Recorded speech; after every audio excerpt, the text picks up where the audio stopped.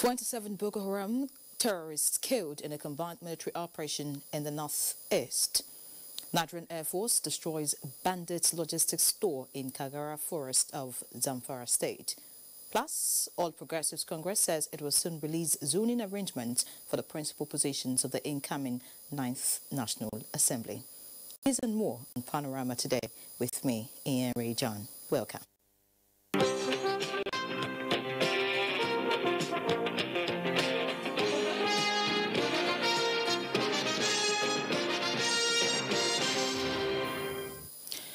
Seven Boko Haram members have been killed with arms and ammunition recovered in a combined military operation in the northeast. A statement by the Acting Director, Army Public Relations, Colonel Musa Sage, indicates that troops of Sector 1, Operation Lafia Dole, in a joint clearance operation with Cameroon Defense Force, had a fierce encounter with Boko Haram terrorists at the northern part of Wulgo, Tumbuma, Chigundu and Buka Mariam villages. During the operation, gun trucks, general purpose machine guns, anti-aircraft, rocket-propelled guns and 2 bombs were recovered. No casualty on the part of Nigerian and Cameroonian forces. Still talking security, the Air Task Force of Operation Diramikia has destroyed some logistics stores belonging to bandits at a location within Kagara Forest area of Zamfara State and its environs. In a statement by Director of Public Relations and Information, Nigerian Air Force Air Commodore Ibukuli Daramola, the operation was executed following credible intelligence reports indicating that some of the armed bandits who had fled their camps as a result of NAF's earlier airstrikes had relocated some logistics, including local arms, making equipment to another location within Kagara Forest. Accordingly, the Air Task Force dispatched an Mi-35 helicopter gunship to attack the target, with successful hits on the logistics facility, which was engulfed in flames. Some armed bandits who fired at the aircraft were neutralized. The Nigerian Air Force says it will sustain its operations to flush out bandits out of the northwest of the country, in consonance with surface forces and other security agencies. The Minister of Defense has made clarification on publications on some media organizations, alleging that he accused some traditional rulers in the states affected by banditry of conniving with bandits. A statement by Public Relations Officer of the Honorable Minister of Defense, Colonel Turku Gusau, says the statement by the minister was not meant to discredit highly revered traditional rulers in the states affected. However, it was meant to serve as a warning to some community leaders and their surrogates. This is based on security reports available to the Ministry of Defense and cannot be divulged to the general public. The Ministry of Defense wants to once again assure all law-abiding citizens of the commitment of the armed forces of Nigeria towards protecting lives and property of Nigerians. Moving on, the Nigerian Air Force says the welfare of troops in the front line is a key component of ensuring enhanced performance in the ongoing counter-insurgency operations. Abubakar Mohammed Musa reports from the headquarters of the Air Task Force, where a crew room and other apartments were inaugurated. Speaking before inaugurating the block of 30 apartments and technicians' crew room, Chief of Air Staff Air Marshal Sadiq Baba Abubakar said, according priority to the welfare of troops in the front line is indispensable in the ongoing counter-insurgency operations. Inaugurating the facilities, the Chief of Air Staff charged airmen and women to continue to apply robust offensive towards degrading Boko Haram insurgents in the northeast region. The thing is not just about fighting, it's equally about ensuring that the personnel that are fighting are taken care of. Make use of these facilities and to also reciprocate the gesture and to make sure that they keep working hard to support the operation, not only in the northeast, but I'm sure you are aware we are operating in the northwest as well. And we are going to continue to work around the clock to ensure that every Nigerian can go about his or her business without any hindrance. Air Task Force Commander Operation Lafia Dole, Air Vice Marshal James Mati Gwani, acknowledged the overwhelming support being extended to personnel over the years by the Nigerian Air Force and therefore challenged troops in the theater to ensure they reciprocate the solidarity by winning the war against insurgency. The inauguration of state-of-the-art facilities here, according to the Nigerian Air Force, also signifies that the war against terrorism is not over until it is absolutely over. From the Nigerian Air Force base in Maiduguri, Abubakar Mohammed Musa, NTA News. President Muhammadu Buhari congratulates Prime Minister Benjamin Netanyahu of the State of Israel on his victory in the parliamentary election. A statement by the Senior Special Assistant to the President on Media and Publicity, Garba Shehu, says President Buhari extends best wishes to the people of the State of Israel in the aftermath of the successful conclusion of the poll and wishes them peace, progress and stability going forward. The Nigerian leader looks forward to continue to work with the Israeli Prime Minister to strengthen existing cordial and mutually beneficial relations between the two countries. President Buhari wishes Prime Minister Netanyahu a successful new term in office and prays that his record fifth term will bring enduring peace and security to the Middle East. And looking at the National Assembly matters, the All Progressives Congress APC says it will soon release the zoning arrangements for the principal positions of the incoming 9th National Assembly. In a statement by the party's National Publicity Secretary, Larry Issa Onilu, the party will make its position clear in the coming days on the principal positions in the House of Representatives on the leadership of the Senate. The Senate says the party chose Ahmed Lawan as the candidate for the position of Senate presidency because of his ability to carry everyone along, adding that the party has confidence in him not to compromise the progressive ideology of the party. Information and Culture Minister Lai Mohammed is set to commence another round of media interaction and engagements with some global affairs policy shapers in the United States. In an interview with correspondent Anthony Forson, the minister explained that the rationale behind the media interaction. To promote or advance, arguments and provide clarification on issues of governance, as the case might be. But what is very significant this year is that this is coming on the heels of the last general election at which the president was re-elected, and it's quite important to also see the opportunity to disabuse the minds of some people as to the outcome of the election. Don't forget that the opposition has been trying to muddy waters and give the impression that the elections were not free. Apart from the minister's media engagement while in Washington, he also spoke on other activities lined up for his visit. With institutions, we meet with think tanks, we meet with powerful individuals who actually shape conversations and opinions about Nigeria and about Africa. For instance, this trip we are meeting the Council on Foreign Relations, we're meeting the Atlantic Council, we're meeting the Center for International Strategic Studies, we're meeting the George Washington University, among other institutions and individuals. The whole idea is to give them first-hand information about the successes of this administration, and at the same time the challenges we are facing, and also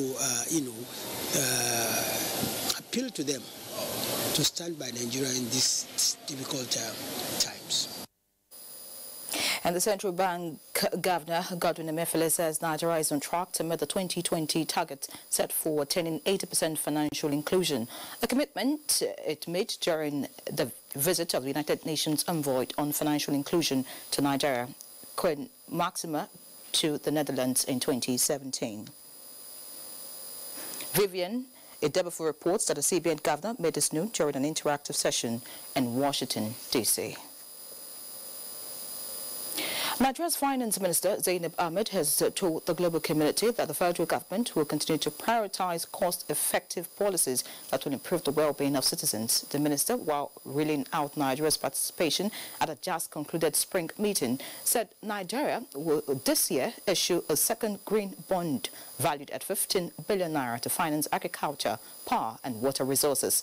Lia Kantug Babatunde completes the story. Activities at this year's edition of the spring meetings of the World Bank and the IMF is gradually grinding to a halt. Nigeria is recounting all activities she participated in, with the Minister of Finance Zainab Ahmed at the headship of the delegation from Nigeria. The IMF will say fuel subsidies are better removed so that you can use the resources for other important sectors. And in principle, that is That is a fact to do so. But in Nigeria, we don't have any plans to remove fuel subsidy at this time because we have not yet designed buffers that will enable us to remove the subsidy and provide cushions for our people. So there's no plan to remove fuel subsidy.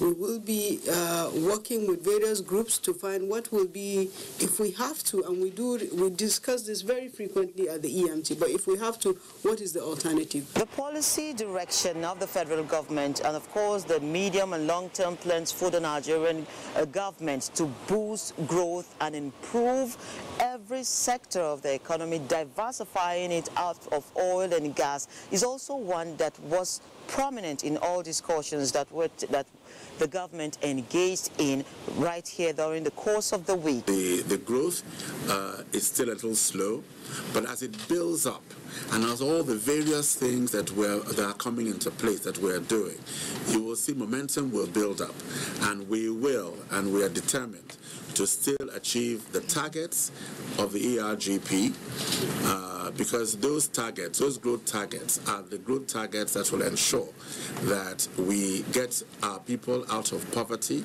that we create jobs for our people, and that is the focus of the government. The Nigerian delegation will be heading back home with a bag full of ideas and recommendations as well as suggestions on how to make the economy a better one for every citizen. From Washington, D.C., I'm Leah Katun, Baba Tunde, NTA News. Many thanks, Leah. And back home, the federal government is rehabilitating all federal roads in Nasarawa State to promote safety and economic activities. Aliyu Tijani Muhammad reports that the first phase is covering Abuja to Makurdi access. The Abuja-Kefi Lafia to Makurdi road covers a distance of more than 200 kilometers. Due to its bad condition and increasing cases of accidents, the Federal Roads Maintenance Agency, FEMA, flagged off Operation Safe Passage to ensure total rehabilitation of all failed sections. At the end of this operation, it is expected that this highway will be free of pothole, thereby making the road safe for motorists. And at the end, the rate of road traffic crashes on this road will be minimized drastically. As we are coming, there's no pothole now. Motorists say the rehabilitation will reduce to the barest minimum the rate of accidents on the road, as they also applaud federal government for the new contract of expansion and dualization of the road. It's not just a welcome development, but it shows that the Buhari administration is working in view of the fact that this road has been in a bad shape for a very long time. With this work, at least people will find it very smooth moving along this way.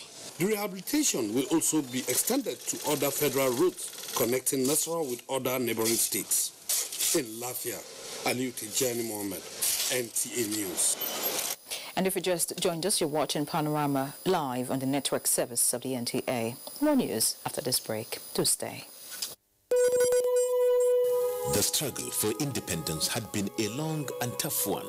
Our founding fathers and compatriots sacrificed their comfort and even shed their blood. We cannot at this point in history afford to spirit away their sacrifices for immediate but temporary gains of today.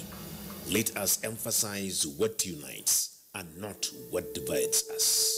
Working for the unity of purpose with a stronger vision for a better tomorrow. NTA, growing with the nation. Together, no matter where you come from, no matter your religion, we are one. Let's live together. Let's stop fighting each other. Let us live as one.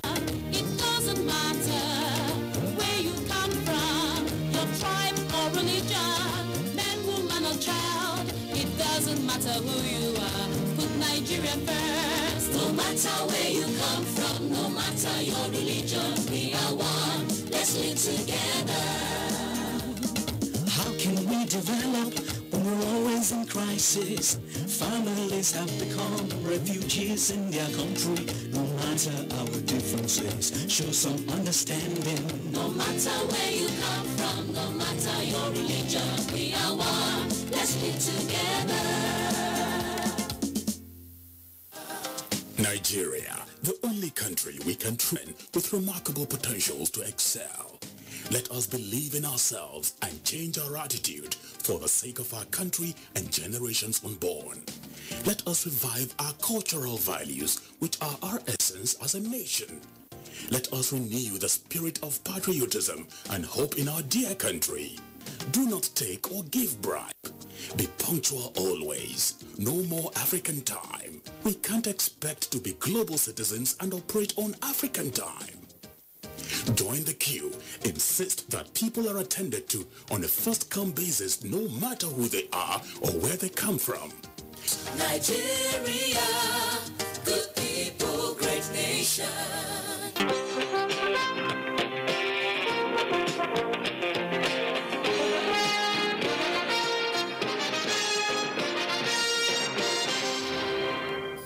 Good to have you back. The Joint Admissions and Matriculation Board, JAMB, has warned candidates against multiple registration. JAMB Registrar Professor Ishaq Oloyede gave the warning in Sokoto State, where some candidates were caught for multiple registration. Musa Abubakar reports. Ubaidu Malami, Ibrahim Umar, and Umar Sani were arrested for multiple registration in the ongoing Unified Tertiary Matriculation Examination at Blue Crescent Center in Sokoto State. One I vote it by myself, while the other one I have already get it from Ministry for Higher Education. Abuja registration pictures. So that is why they was arrested me and took me to this Rivada police. JAMB Registrar Professor Ishaq Oloyede, who monitored the conduct of the exams in some part of the state, says the act will not go unpunished. The next line of action is we take them to the courts now. That's it. We will bring all of them from all over the country. We have identified all of them, but we cannot pick all of them. We'll be picking representatives from each of the states so that it will have federal character, that's all. Meanwhile, the suspects are being detained by Sokoto State Police Command for further investigation. In Sokoto, I am Musa Abubakar, NTA News. And away from education, with less than 15% of women in governance in most African countries, experts at a one-day conference on gender inclusion are suggesting more women participation in key sectors. They said if implemented, will bring accelerated development in not just Nigeria, but Africa at large. Olayinka Ojo reports that the conference is organized by the Center for Gender Security Studies and Youth Empowerment, University of Abuja. In fact, the current National Assembly, what we have is 6.2% of women representation in the House of Representatives. It is to reduce this trend as well as ensure gender equality in governance across sectors that this conference is organized. Involvement of both will raise a better society, and so you need to be able to raise that male and female, boys and girls are the same, and they need to be able to have the opportunity to represent themselves. Take women in Nigeria and put them in place of nations. We've extracted so much from women and we've excluded them from so much, and that's why we're having problems. Pivotal to global development, gender equality and inclusiveness should be based on competence. When you pick a woman because of her merits, the country will dance for it. But when you pick a woman because of patronage, then that is not part of what we are talking about. Beyond this assertion, it is expected that strengthening women participation in politics will accelerate the elimination of violence against women. The university has resolved to make the Center for Gender Studies a resource center on gender issues, where gender-related problems will find solutions. The Center for Gender Security Studies and Youth Empowerment, University of Abuja, was established in 2005 to ensure women have a say in all spheres of life. Olayinka Ojo, NTA News. The Nigerian Christian Pilgrims Commission has urged Christian bodies in Nigeria to build worship centers in the state of Israel to serve as a place of worship for Nigerians who visit on pilgrimage. Executive Secretary, Nigeria Christian Pilgrims Commission, Reverend Uja Uja, who said this at the Commission's annual Thanksgiving service in Abuja, also added that it will also be a platform to improve the country's foreign policy with Israel. Ikechukwu Ndukwe reports. The 2018 annual Thanksgiving of the Commission is aimed at thanking God for the various achievements recorded in the year. Executive Secretary of the Commission, Reverend Oja, urged the well-to-do Christians to assist the less privileged ones, especially those from the northern parts of the country, to enable them perform their pilgrimage. Nigeria should be projected positively in our pilgrimage activity. Nigeria is a nation created by God and given to us for the purpose of global evangelization. Pastor Alex Oko, in his message to Mark Palm Sunday, informed Christians to always be thankful despite their challenges. It's important that once in a while we pause just to appreciate the cost of this grace that we have come to enjoy as Christians. There was a special prayer for members of the Nigeria Christian Pilgrims Commission. In Abuja, NTA News. And now talking sports, it's a 9-goals thriller at Under 17 AFCON in Tanzania, where the Golden Eaglets of Nigeria have been celebrating on the weekend. A fractional basketball board organized its meeting AGM in Abuja. Over to Amanzi Marcus for details.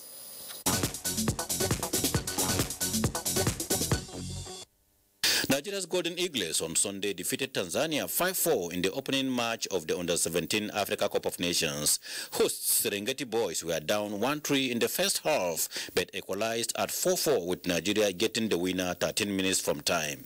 Next for Nigeria on Wednesday is Angola, with a win taking the Manu Garba Boys to the second round, being the semi-finals. Following the conduct of draws for the 32nd edition of the Africa Cup of Nations in Egypt, the football ruling body in Nigeria says the Super Eagles have the capacity to win a fourth AFCON title in Egypt. Nigeria Football Federation President Amaju Pinnick explained that his optimism is because they are preparing the team to be the best in Africa, emphasizing that the country has very young, enterprising players that can beat any African opponent. Pinnick believes that the latest FIFA ranking, where Nigeria is third in Africa, means the national football team can reach AFCON semi-finals, where anything can happen during the June 21 to the 19th of July championship. Meanwhile, the Minister of Youth and Sports Development, Solomon Dalung, has commended the Musa Kida-led faction of the Nigeria Basketball Federation for successes recorded despite the leadership tussle within the basketball family in Nigeria. He spoke Saturday in Abuja during the maiden annual general meeting of the rival Musa Kida-led board of the Nigeria Basketball Federation.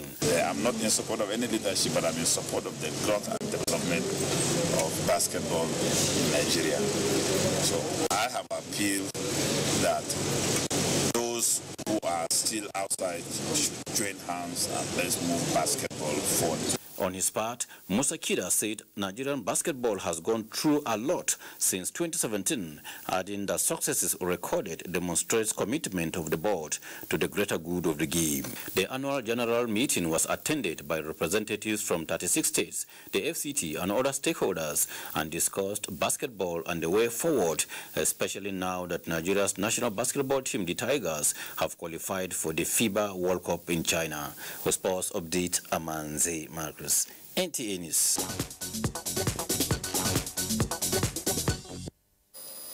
And with sports out of the way, let's now take a peep at the weather outlook across the country.